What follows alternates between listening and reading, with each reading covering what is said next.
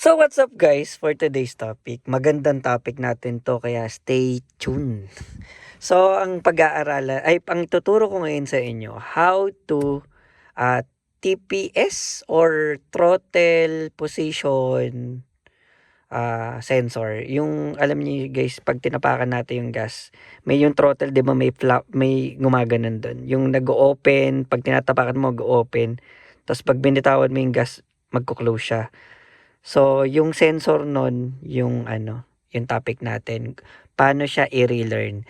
At tuwing kailan ka ba magre-relearn? Yun yung unang tanong. Every time na maglilinis kayo ng throttle at every time na magpapalit kayo ng battery. Kasi, pag nagpalit kayo ng battery, ma-adjust yung ECU natin. Kumbaga, magba-back to zero siya kasi kumbaga, ma-reset yung configuration ng ECU natin pagka nagtanggal ng battery. And next naman, yung yung throttle natin pag nilinis.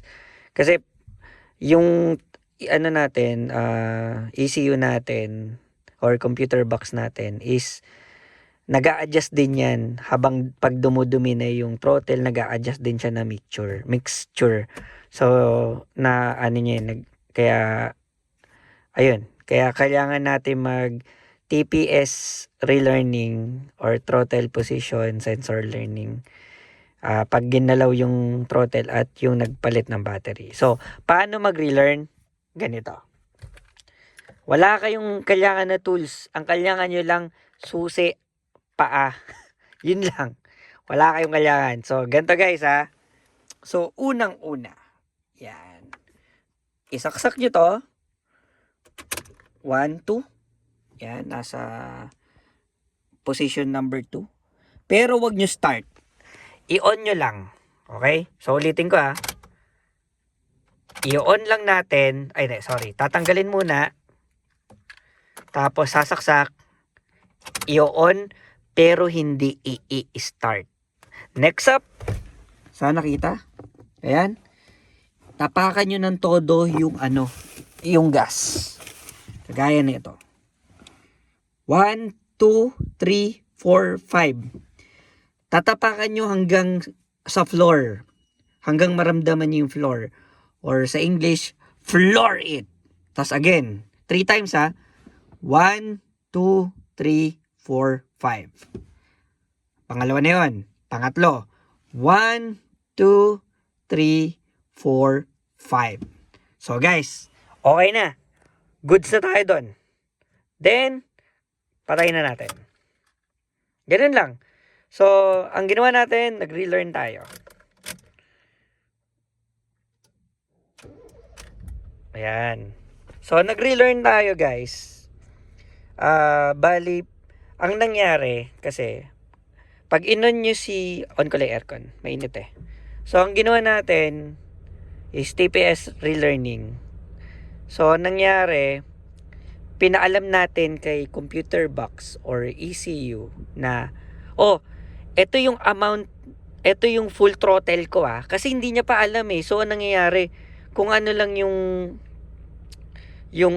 tapak natin, kunwari umabot tayo ng 3,000 sa RPM kasi humataw tayo or 4,000, yun lang yung parang alam niyang, ito pa lang yung kumbaga ito pala yung pinakamataas na RPM niya. Ngayon tayo, parang inintroduce natin na ito yung sagad na kaya ko. Ito yung pinakasagad. So, ibig sabihin, ito yung i-record niya dito na, ito yung pinakasagad. Ito yung kuryenteng. Kasi the more na tinatapakan mo yung gas,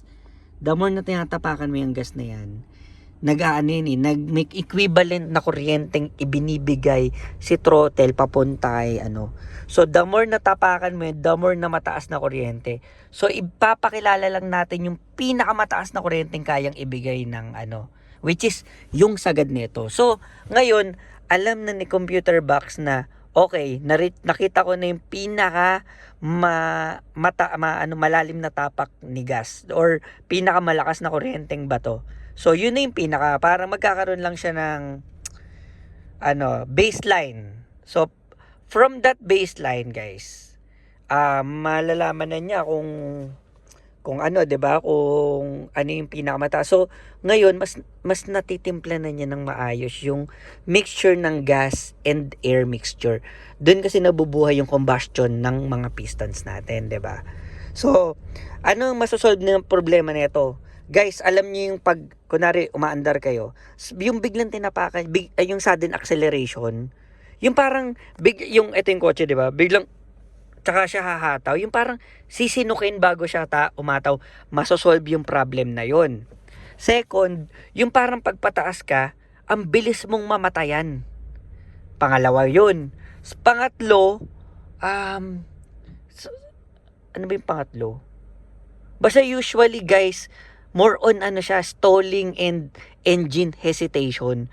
Tsaka yung pagbigla mong tinapakan yung gas, yung parang sobrang delay, isa rin yun. Tapos yung idle niya sa traffic, yung parang sobrang onti lang mamamatay na.